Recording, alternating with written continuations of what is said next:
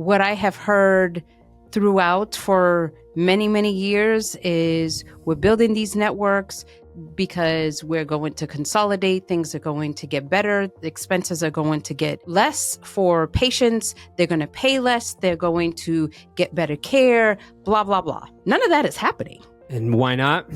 I can give a little bit of a hypothesis as to why not so far. One of the hypotheses is you just paid a ton of money to acquire all of these individual clinics.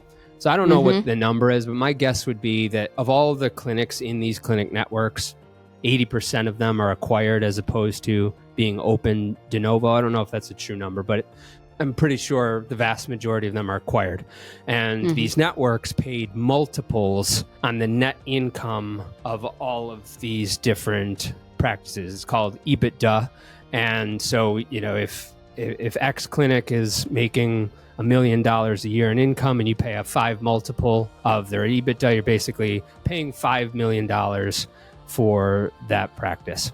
And so in the 2020 to 2022 bubble, there was really high multiples being paid for practices. And part of the condition for those practices, those practice owners earning some of that money for which their practice was bought, is staying on working for those networks for at least a couple of years. People have heard the term golden handcuffs. That's what that is. You buy all of these different clinics, this one in Chicago, this one in LA, this one in Seattle, this one in Miami, this one in Houston, this one in a couple of these small cities that don't have anything in common.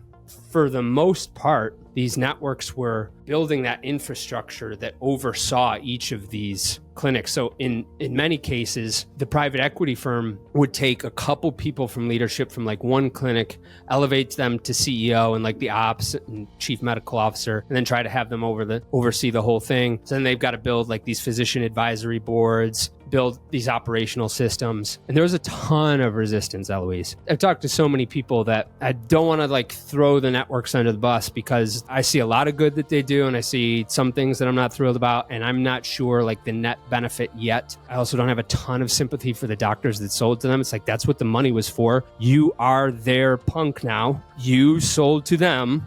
Like, that's what the money was for. So, but there was a lot of resistance of like, no, we're still going to do these things this way. And so, this is all unrolled the last 3, 4, 5 years. What I'm starting to see now, and I'm thinking of one network in particular, I won't mention their name. And I know the top exec there has had some challenges, and this individual has expressed, there have been times where I have not been popular, but they have bitten the bullet, I think, and just said, this is the way it is now. And they've rolled out an operational system for all of their clinics, or in the process of doing so. In the ones that they have, you can actually see their online ratings go up. You can see them have numbers. It's like, here's X thousand unanswered calls before we implemented this system.